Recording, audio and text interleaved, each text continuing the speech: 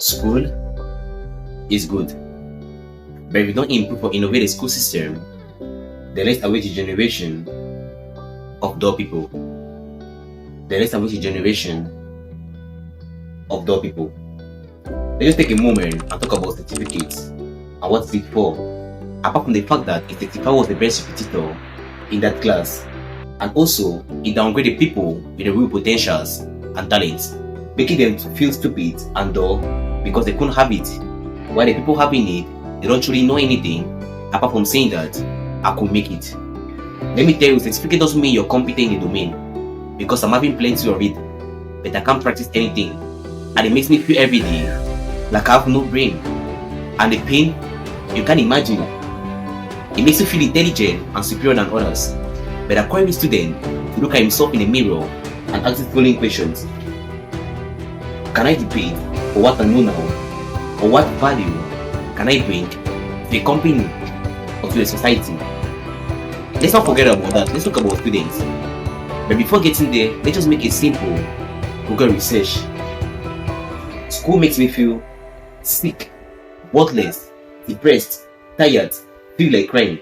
So I'm to ask, do students truly love the thing called school, or they just go because their parents and the society they are in request it?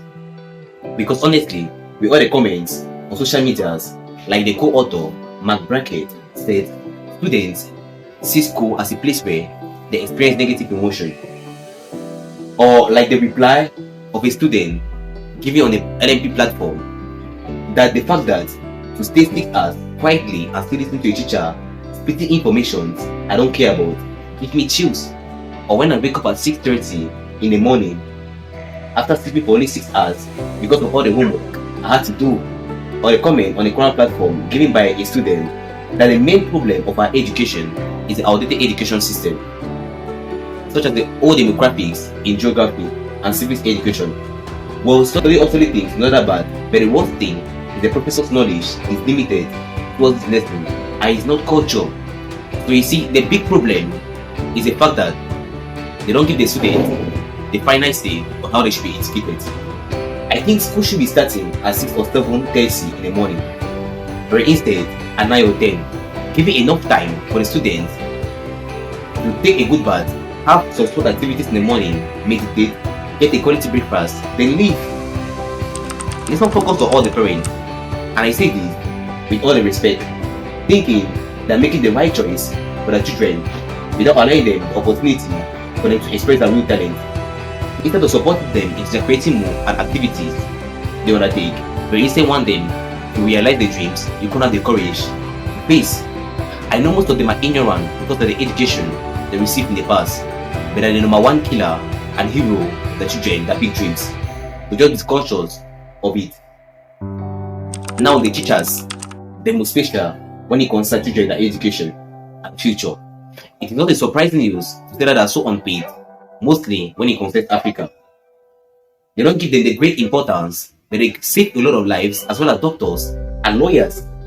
I don't think it's really their fault because they follow the system put in a country which is not well established.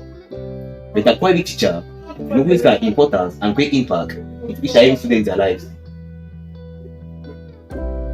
Teachers always try to make their best, their class to be very interesting because their future, the students' their future, at the first place, relies in your hands. Teach them values they should never forget. And that values, they'll move and share the various environment.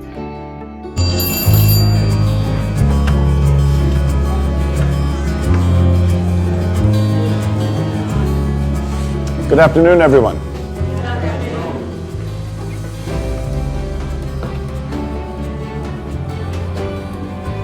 We all have this one life to live. A fleeting shadow amongst all that exists in this vast universe. We have the ability to accomplish anything, truly anything, if we use our time wisely.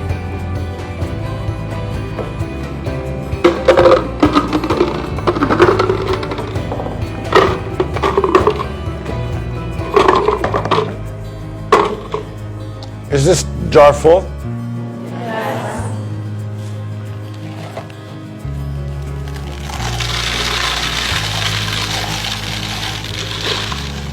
And is it full now?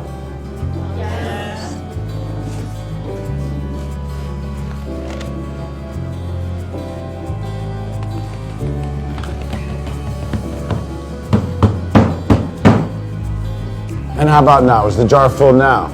Yes. Yeah, it is.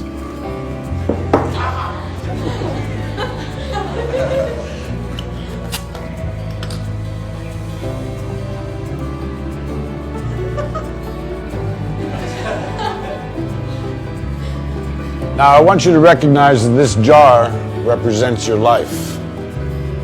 Golf balls are the important things, your family, your friends, your health, and your passions. The pebbles are the other important things, your car, your job, your home. The sand is everything else, it's just the small stuff. Now, if you put the sand in the jar first, you won't have room for the pebbles or the golf balls. The same is true in life. If you spend all your energy and your time on the small stuff, you won't have time for all the really important things that matter to you. Pay attention to the things that are critical to your happiness. Take care of the golf balls first, the really important things. Set your priorities, because everything else is just saying. Yes. Professor, what does the beer represent? I'm glad you asked. It goes to show that no matter how full your life may seem to be, there's always room for a couple of beers with a friend. Don't forget this. The future success is yours too. So keep that in mind while training them. Let's talk about the system and the fact that it doesn't favorize neither the teachers, the students, or the parents. Because since 100 years, it's still the same. I can even say more than. How can we expect a better future, increase in value, and development when the system put in place doesn't function well? How can we expect the students to be innovative when for about how many years the school system hasn't seen any innovation or change? You can't expect a fish to be competent in his domain when every day you make him to climb a tree. Reason why most innovators and great men at school drop out, because they realize early the poison the system was making them to drink every day. Let's take examples. Steve Jobs, Steve Wozniak, the founders of Apple, Mark Zuckerberg, the founder of Facebook, or even when I want to go deeper, we see people like George Carlin, Tad Hurley, Steve Chen, the founders of YouTube, or even the history books that we read every day, we see great philosophers like George Washington, Abraham Lincoln, Ben Franklin, Thomas Edison, and Mark Twain. They could understand early to be a great person in the future. We need to think out of the box. I say all of this because I'm called Daniel, not the one in the Bible that wants to address himself to all the students. If you have a dream, work on it and make everything possible for it to come true, even at the exception of school.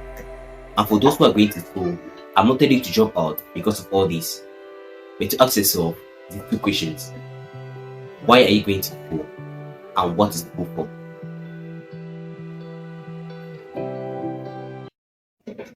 Thank you all for watching this video till the end, and if it's that this video got you interested, don't forget to share it to 2 or 3 people in your environment. And also, if you say you don't want to miss any upcoming video similar to this one, don't forget to like and also subscribe to always be updated.